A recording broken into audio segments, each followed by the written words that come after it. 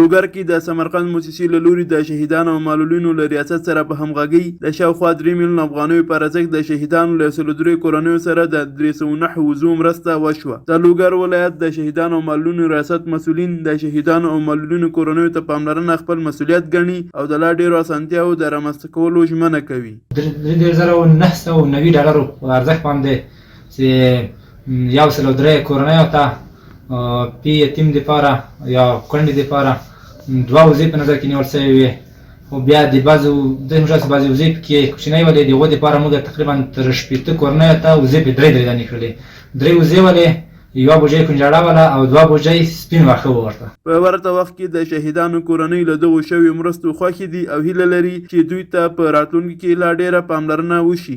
مرستې نن موږ ته 3 دانې وزې دي او 2 بوجۍ واښه دي ورسره 1 بوجۍ کنجاړه ده ورسره. دا موږ ته راکول دي. د دې مرستې نه موږ ډېر خوشحاله یو. ډېر ځینې خوشحاله یو. ډېره مننه. ډېر ښه کومک وشو. د افغانستان مظلوم ولس ده. ډېر خوار وزار ده. ډېر غریب ده. د نورو مرستو اړتیا لرو. دا ویلو ده چې لوګر کې 80 سلنه وګړي پر کرنه او مالدارۍ بوخت دي.